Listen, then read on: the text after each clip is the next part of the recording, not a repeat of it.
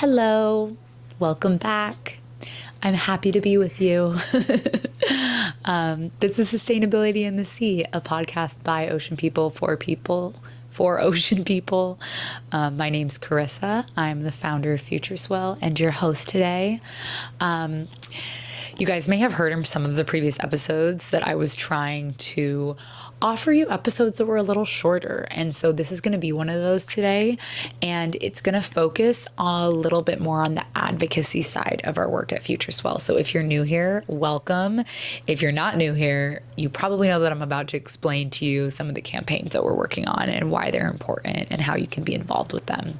Because one of my goals with this show has always been to make it easy for people to protect the ocean. As a marine biologist, I used to think that we could make change by showing lawmakers and decision makers the research. And I'm realizing that we also have to pressure them. And that's comes from all of us showing up. And I want to make it as easy as possible for you to show up. So I've really missed you guys. I really appreciate your patience.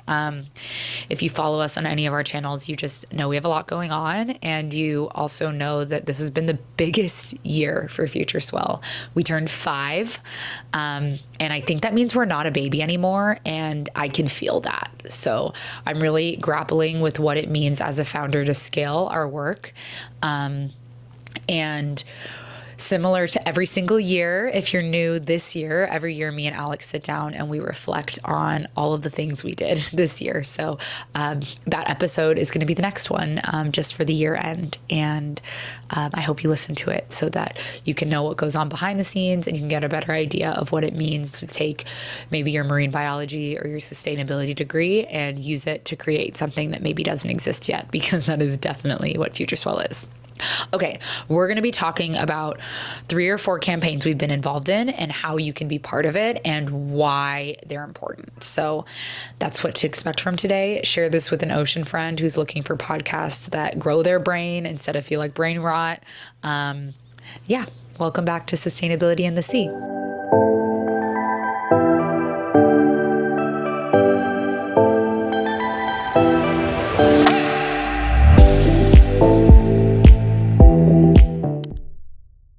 Okay, I want to start by saying this has been an insane year. I know you have felt it because I bet that every single time you opened your phone, you would wake up to a post.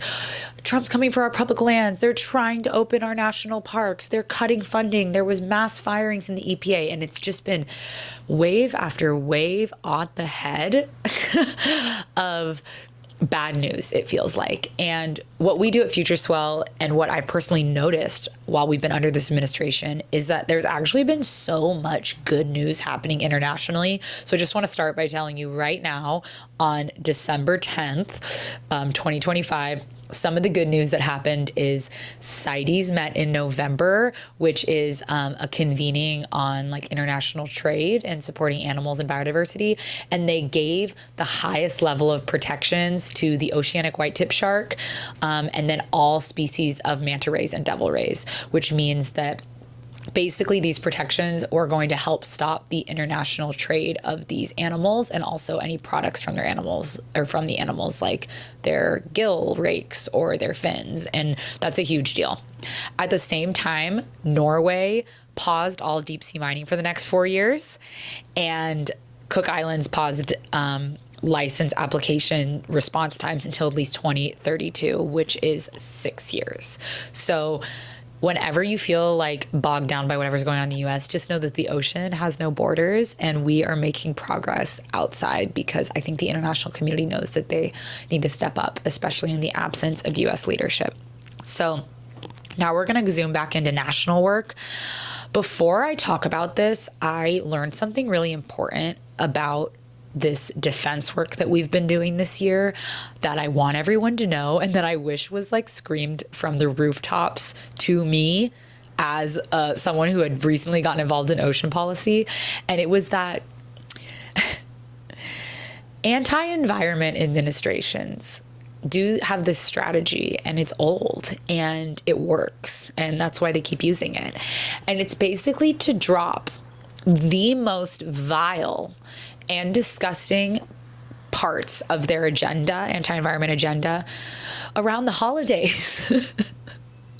When we're all busy, exhausted, and burnt out and can't take the extra 5 minutes, or the idea of taking the extra 5 minutes to submit a public comment or sign a petition seems like so much to do. And I was personally feeling that, and I've noticed it in hindsight, and in the previous Trump administration, I was feeling that, and I was like, I can't do it. I just can't.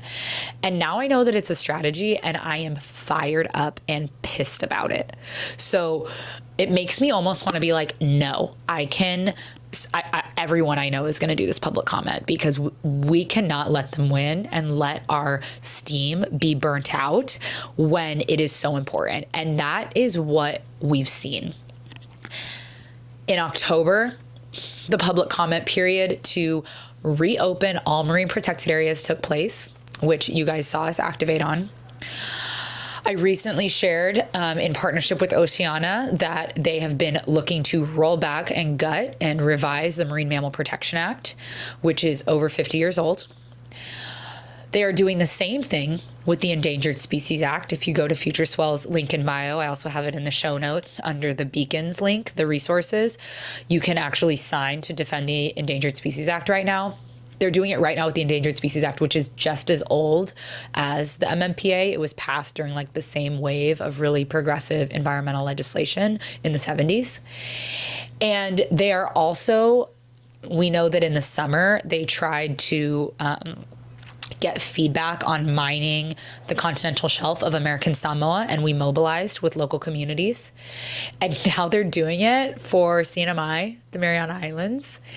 And I just am so tired. And my whole job is working in this. So I have, in theory, the time to be doing it. And if I'm tired, I can only imagine how you feel as people who have full-time jobs or are in school or are trying to learn more about this, of what it means to like engage in the ocean conservation conversation for the first time, and then have it be this year, which has been like a tornado of chaos. And yeah. So I just want you to know I see you, and know that it's a strategy, and know that we're not going to let them win. And when you feel tired and burnt out, just remember that Futureswell will always make these actions be less than 5 minutes for you. We promise. I will always make every action less than 5 minutes so that you can participate. And yeah, okay, that's what I want you to know. The big announcement, I announced a few of them. A lot of those are closed still, except for the Endangered Species Act. But the big announcement and a campaign I wanted to talk about is sad news, okay? It is the fact that the offshore drilling plan over the next 5 years for the country was released. And we have until January 23rd, we had 60 days to submit comments on this offshore drilling plan, obviously opposing it. It has a lot of expanded fossil fuel infrastructure in it. It has over 30 new offshore drilling sites.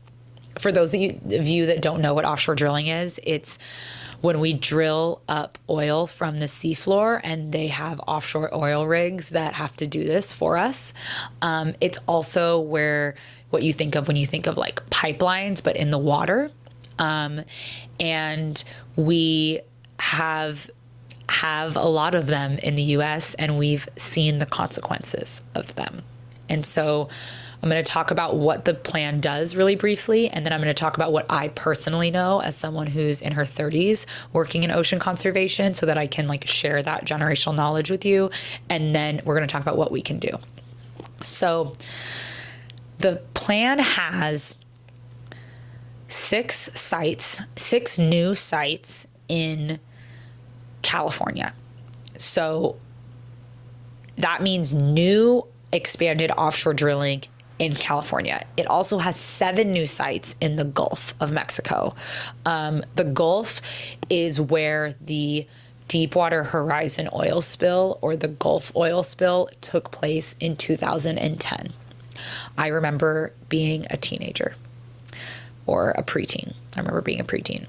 And I learned so much from that experience that I will talk about in a minute. And then it has get this, a whopping 21 new offshore drilling sites in Alaska. Especially when the Arctic is so fragile and is warming at such an alarming rate, and where indigenous Alaskans are subsistence fishers and hunters who need this wildlife to feed and to practice their cultural practices, and where we have wild wilderness areas that I'm like so upset. So the good news is that they've come for our coastlines before, because actually offshore drilling and fossil fuels is kind of a bipartisan thing. Like the U.S. has always been pretty big on big oil and fossil fuels because it has been our primary source of energy. So environmentalists around the country have mobilized on this issue before, and they're mobilizing again. And this time, Futureswell gets to be part of it. So if you want to know why this is an important issue, I want you to be equipped with that information so that you can go talk to people about it, and you can share our media when it's ready, and share the links when they are when the deadline is approaching. It's actually live right now. You can submit public comment to oppose offshore drilling for all of these sites right now at the Futureswell link in bio. You copy and paste the public comment, and then you go to the Federal Register, which is linked in the action toolkit, and you just submit it. And it's never been easier. Like I said, less than 5 minutes, I promise. So I need to tell you guys a little story time, which I also think will bring you a little bit of hope.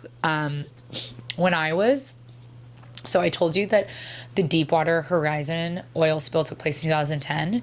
I was 14 or 15. And the other large oil spill in U.S. history was the Exxon Valdez oil spill, which took place in 1989 in Alaska.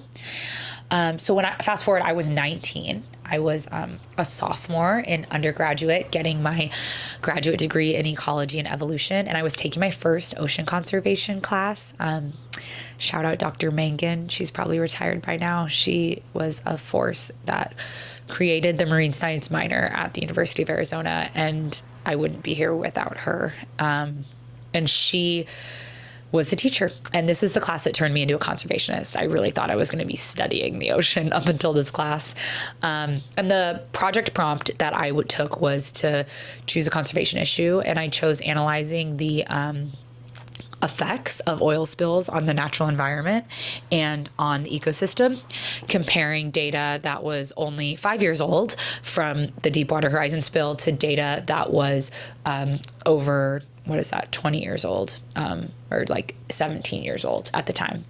And I think when people think of oil spills, they think of like those like compelling images of seabirds and sea otters like covered in oil, which actually prevents them from keeping themselves warm. They get hypothermia from being oiled, and it's really hard to get oil off of animals because one, it's so hazardous, and so it requires such a level of hazardous waste training to be able to be a responder to oil spills. I was actually pursuing that in graduate school, and I got like my level 2 hazardous waste training, and I understood what it meant and how little trained people there are to respond when an oil spill happens.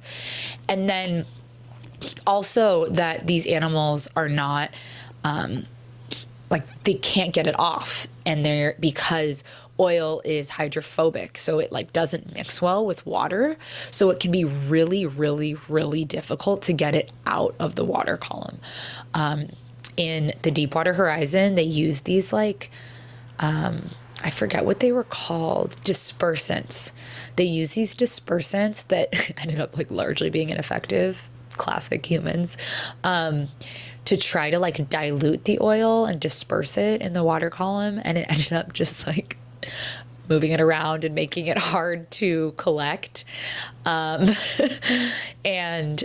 it's just, here are some threats to and damages of oil. So in the short term, this like degrades the habitat and directly causes illnesses in wildlife like hypothermia. But in the long term, the toxicological effects are really important because the contamination from crude oil of fossil fuels, it like enters the marine food chain and then it bioaccumulates because it's hydrophobic. And so it can bioaccumulate in the bodies of marine animals. It can bioaccumulate to the top predators. And as it bioaccumulates and is ingested by wildlife, it then impacts their organ systems, like their ability to reproduce, like their fertility or their hormones or their, chronic toxicity can also affect their immune systems. And just so you know, this is all the same with like the crude oil and fossil fuels that we use in everyday life. Like, it's one of the reasons that I found like plastic-free living so appealing around this chapter in my life, because I learned how crude oil, which makes plastic, impacts this wildlife and their immune systems and reproduction. And I was like, it's definitely doing it to us. And now the research is catching up to us to show that. And I am so grateful that the world is waking up to the ways that fossil fuel contamination, pollution impacts our health as humans. And it also impacts our wildlife's health. And ultimately, this disruption can cause population decline, especially for endangered species like sea otters or certain species of sea turtles. And the damage of oil spills are not just environmental. They impact through pollution the coastal communities that are in the area, and in areas like the Gulf. These are mostly communities of color, which make the oil spills an ocean justice issue in the same way that like fossil fuel industries in Cancer Alley are an ocean justice issue. And then finally, they impact the economies. Obviously, you're not going to go to Galveston, Texas, and take your kids if the entire beach is oiled. And it can really decimate the local livelihoods and local economies that rely on a healthy ocean to sustain them. So oil spills are bad. You don't need to know all of that research. That's just like what I had learned when I was 19 and what was so attractive to me as wanting to dedicate my life to helping to mitigate oil spills. And here I am at 30, trying to stop expanded oil spill potential and offshore drilling. It's really full circle. And I just want you to know that if you have an intention or a goal or a dream in ocean conservation, you might feel like you're diverting from it. I definitely felt like I was never going to work on this issue, and it circled back into my life, and I just feels really full circle, and it means a lot to me to be able to work on a campaign with community organizers all across the nation and across the West Coast. So thank you guys for listening, because you're indirectly supporting that dream by listening right now. So this is what's going on. You probably have a Surfrider chapter in your area. If you don't, you should look it up and you should go volunteer with them. But Surfrider's been activating really heavily on this issue, as so many ocean nonprofits have been, like Oceana and NRDC. And I just cannot be more grateful when I work in community with these orgs of what it means to show up time and time again. So Futureswell, this is a really big announcement, has joined the offshore drilling fight to help rally public comment through media, through our channels, through our content creator coalition, through this podcast, through you guys, to oppose this expansion. So if you want to support Futureswell and you want to support me and you want to support our ocean, the best thing you can do right now is go to our link in the Futureswell bio and submit that public comment. But there's a few things that might resonate with people as you talk to them about why more offshore drilling is bad. Obviously, we don't want to be taking our kids in the ocean that is potentially polluted, right? Offshore drilling sucks visually and environmentally. The slogan that Surfrider's been using forever has been "drilling is killing," and it's true. It kills wildlife, it kills people, it kills our planet, it kills entire ecosystems. And the one that has always resonated with me that I'm going to be using throughout this campaign is there are simply only two types of pipelines. There are the ones that have spilled oil into our environment, and there are the ones that will. There is no other ones. They're either going to leak oil eventually, or there will be a direct spill. Oil infrastructure in our oceans is not set up to not break down. The ocean is corrosive. Anyone who has tried to put anything in it knows. Anyone who's seen a GoPro when they're diving knows. And this ultimately is the reason why we do not need any more offshore drilling in our ocean. The second reason is that the Paris Agreement, which is the international agreement trying to limit warming and the worst impacts of climate change on our entire planet, demands that we do not expand any more fossil fuel infrastructure or processing or like things like pipelines. That's because we actually need to be retiring them. We need to be reducing our emissions in fossil fuel infrastructures if we want to keep a habitable planet. That is what the experts say. That is what the climate scientists say. And that is what the global community has agreed on. So the US, who is not in the Paris Agreement right now under this administration, it was like the first thing he did when he left office or when he got into office. But if the administration swings back, we'll likely rejoin. The US is going directly against a future that is habitable for us. And we shouldn't be thinking in 4-year administration timelines. We need to be thinking about our lifetime and our children's lifetimes and 7 generations of lifetimes. And we need to be making a vote right now to say no more offshore drilling for this. No more for my future. I'm saying no, I'm putting my foot down. And a lot of people have asked me, and this is the last piece of this episode, and then I will get off my offshore drilling soapbox, my advocacy soapbox. I just want you to know that I love you guys for staying here on this show while I become an advocate and integrated it more into Futureswell, because it's where I've found that all solutions lead. And that's why I share it with you so passionately, because it's how we're going to build the future that we want. And it's a really big part of it. That and media, which, you know, I can talk about all day. But the last part I want to tell you, which is a little bit more in the weeds and maybe for people who have participated in advocacy campaigns before or understand how like the public comment period works, is I get a lot of questions from people saying like, you know, what does my public comment even matter? Like, this administration is not even listening to the people. Like, are you sure that like my one comment's going to make a difference? And this is what I have to tell you. Administrations need to listen, but you're right. We are under an administration that is very negligent and likely isn't reading all of those and could be, you know, doing whatever. And I want to be honest with you about that, because it's something that I feel like a lot of people are not honest about all the time. And I want to teach you about a different part of organizing that I recently learned about that made me see the value in public comments, in addition to the fact that one comment is just one drop in a huge wave of opposition. So that if there's 10,000 comments and 8,000 of the comments are in opposition, that matters. And you are part of that 8,000 or whatever the number be. But when an administration, say that's the case, say we have 8,000 opposition, 80% opposition on this drilling plan for all sites, right? I'm just reducing it to make it easy. And say the administration goes forward with it anyway.